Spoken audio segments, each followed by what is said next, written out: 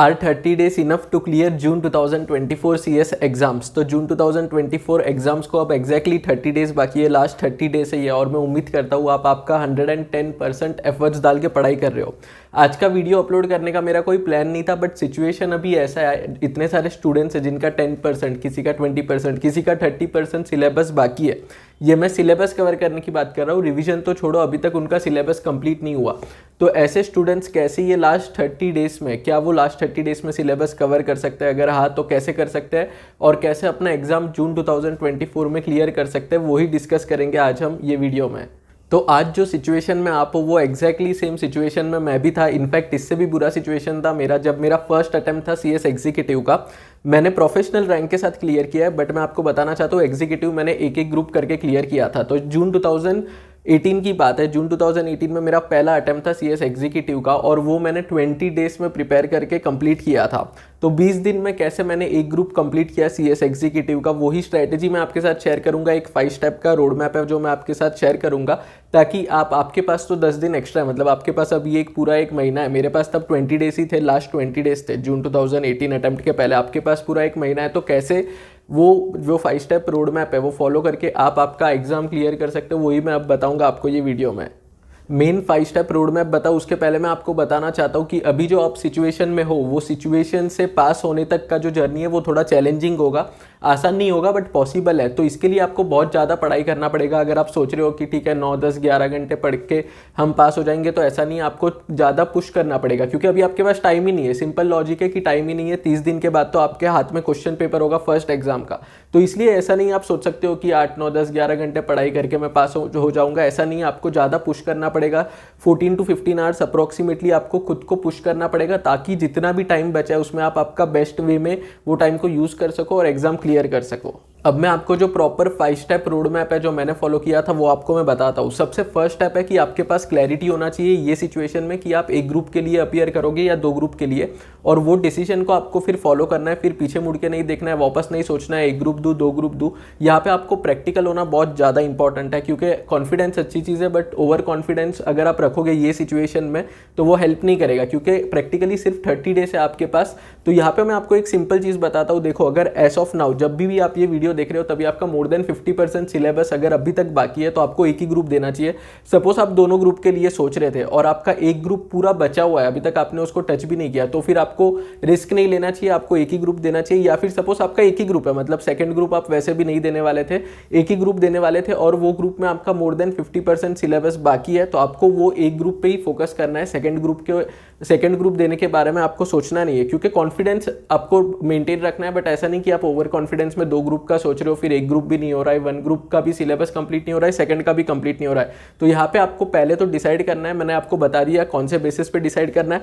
अगर आपका और कुछ केस है जो मैंने अभी आपको बताया, तो मेरे को कमेंट सेक्शन में बताओ, मैं वहाँ पे आपको रिप्लाई दूंगा कि कौन सा आपके लिए बेस्ट चीज़ होगा, कितना ग्रुप देना बेस्ट चीज़ होगा आपके लिए। अब स्टेप 1 में आपने डिसाइड कर लिया कि कितना ग्रुप आपको देना है। स्टेप 2 से मेन प्रिपरेशन स्टार्ट होता है। इसमें आपको क्या करना है, एक प्रैक्टिकल एग्जाम्पल ले लेते हैं। जो JIGL सब्जेक्ट है सीएस एग्जीक्यूटिव का, उसमें 17 चैप्टर्स है। सपोज आपका 10 चैप्टर हो गया, एक एग्जाम्पल दे रहा हूँ मैं, अलग अलग सिनेरियो हो सकते हैं। सपोज आपका उसमें 10 चैप्टर्स हो चुके हैं, बाकी 7 चैप्टर्स बचे हैं, और आपके पास अभी सिर्फ 30 डेज है। तो आपको क्या करना है, क्योंकि ऐसे मल्टीपल सब्जेक्ट्स होंगे, ये तो मैं एक एग्जाम्पल ले रहा हूँ JIGL का, तो आपको क्या करना है, वो 7 जो भी आपका चैप्टर्स है, सबसे पहले आपको JIGL का एक मैराथन लेक्चर ढूंढना है। मैराथन लेक्चर 7-8 घंटे का होता है, उसमें आपका पूरा 70 to 80% सिलेबस कवर करा लेता है। जो भी प्रोफेसर है वो जी जान से पढ़ाता है, काफ़ी ब्लेसिंग होगा आपके लिए, तो बहुत बड़ा ब्लेसिंग होगा मैराथन लेक्चर। तो आपको मैराथन लेक्चर ढूंढना है, उसमें पर्टिकुलरली ये जो 7 चैप्टर्स का जो पार्ट है वो आपको देखना है। पहला स्टेप आपने आइडेंटिफाई कर लिया कितना ग्रुप देना है। सेकंड, अब जो आपका बचा हुआ सिलेबस है, जैसे मैंने बोला किसी का 10% है, किसी का 20 है, किसी का 30 है, किसी का 40% है, अलग अलग केसेस हो सकते हैं। तो आपको वो पर्टिकुलर जो भी सब्जेक्ट का, जो भी चैप्टर का आपका अभी तक बाकी है कवर करना, उसका मैराथन लेक्चर देखना है। ये आपका स्टेप नंबर 2। अब इमीडिएटली जैसे ही आपने वो पर्टिकुलर सब्जेक्ट के पर्टिकुलर चैप्टर्स का मैराथन देख लिया, इमीडिएटली उसके बाद आपको वो चैप्टर्स का मॉड्यूल रीड करना है। अब आप सोचोगे कि मॉड्यूल कैसे रीड करेंगे, लास्ट मतलब 30 डेज अगर मॉड्यूल रीड करने बैठे ऐसे हर एक चैप्टर का, हर एक सब्जेक्ट का, तो फिर तो दिसंबर अटेम्प्ट आ जाएगा। तो यहाँ पे मैं आपको बाय हार्ट करने नहीं बोल रहा हूँ, मैं आपको रीड करने बोल रहा हूँ। जैसे आप न्यूज़पेपर रीड करते हो, गो थ्रू करते हो न्यूज़पेपर को, वैसे आपको मॉड्यूल को रीड करना है वो पर्टिकुलर चैप्टर्स के लिए। आइडियल सिनेरियो जो होता है उसमें आपको पढ़ना होता है, अच्छे से समझना होता है, but because of some reason आपके पास अभी इतना एडिक्वेट टाइम नहीं है, तो आप क्या कर सकते हो, आप वो मॉड्यूल को रीड करो, गो थ्रू करो, जितने भी चैप्टर्स आपके पेंडिंग है, मैराथन लेक्चर देख लिया, उसके इमीडिएटली बाद आप मॉड्यूल रीड करो वो पर्टिकुलर चैप्टर्स का।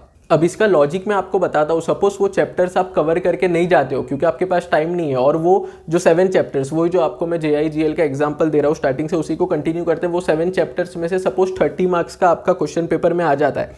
अब अगर आपने उसको रीड ही नहीं किया है मॉड्यूल से, तो आपको 0 मिलेगा क्योंकि आपको आइडिया ही नहीं है। मैक्सिमम आपको 4, 5, 6, 7 मार्क्स मिल जाएगा कुछ भी आप अगर लिख के आ जाओगे तो, बट एटलीस्ट अगर आप उसको रीड करोगे तो आपको बेसिक आइडिया होगा वो टॉपिक का, वो सब्जेक्ट का, वो क्वेश्चन का। तो इससे क्या होगा, आप कुछ तो वहाँ पे प्रॉपर कंटेंट लिख के आ पाओगे, जिससे जहाँ पे आपको 30 में से 4-5 मार्क्स मिलने वाले थे, वहाँ पे आपको एटलीस्ट 30 में से 12-15 मार्क्स तो मिल सकते हैं ईजिली।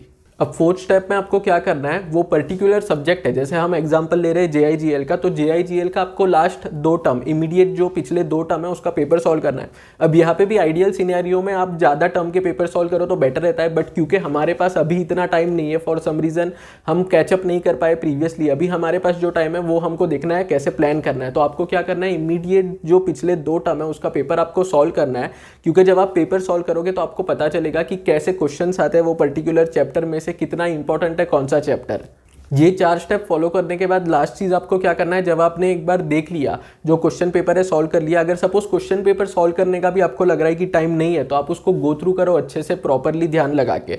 ये आपने जब कर लिया, फिर आपको लास्ट चीज क्या करना है, जब आपने क्वेश्चन पेपर सॉल्व किया या गो थ्रू किया, तब आपको क्या करना है, नोट डाउन करना है कि वो जो रिमेनिंग चैप्टर्स है या फिर अगर आपका पूरा सब्जेक्ट बचा है तो उसमें से जो लास्ट 2 टर्म्स में कौन से क्वेश्चंस आए उसको पर्टिकुलरली आपको हाईलाइट करना है, और वो क्वेश्चंस को पर्टिकुलरली वापस आपको जाके मॉड्यूल से रीड करना है। मतलब काफ़ी सिंपल है, पहले आपने मैराथन लेक्चर देख लिया, उसके बाद मॉड्यूल रीडिंग कर लिया, उसके बाद आपने जो क्वेश्चन पेपर है वो सॉल्व कर लिया या गो थ्रू कर लिया। अब क्वेश्चन पेपर सॉल्व करने से या गो थ्रू करने से आपको पता चल गया कि कौन से क्वेश्चंस वो चैप्टर्स में से या सब्जेक्ट में से एग्जाम में आए पिछले 2 टर्म में, तो आपको क्या करना है, सिंपली वो क्वेश्चंस का जो आंसर है मॉड्यूल में उसको वापस से ध्यान से रीड करना है। जब आप रीड करते हो मल्टीपल बार, मैं बाय हार्ट करने की बात नहीं कर रहा हूँ, उतना टाइम हमारे पास नहीं है, जब आप रीड करते हो मल्टीपल बार तो सबकॉन्शियस माइंड में आपके वो स्टोर हो जाता है, आपको एक रेलेवेंट इन्फॉर्मेशन पता होगा वो टॉपिक के बारे में। अगर कुछ भी क्वेश्चन आएगा एग्जाम में तो आप कुछ ना कुछ तो रेलेवेंट डिटेल्स वहाँ पे लिख के आ पाओगे वो पर्टिकुलर सब्जेक्ट के बारे में।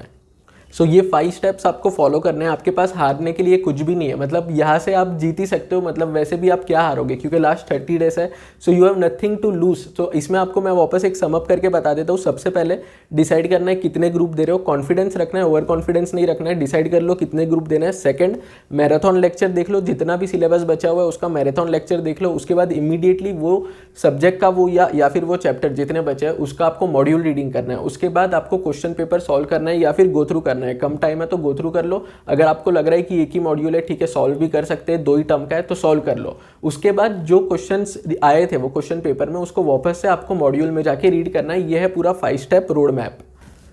तो फ्रेंड्स आई होप ये 5 स्टेप रोड मैप फॉलो करके आप आपका सिलेबस कंप्लीट कर पाओगे जल्दी से जल्दी और जून 2024 में आपका CS एग्जाम्स क्लियर कर पाओगे। अगर आपको आज का ये वीडियो अच्छा लगा हो तो वीडियो को लाइक कर देना और thank you very much for watching.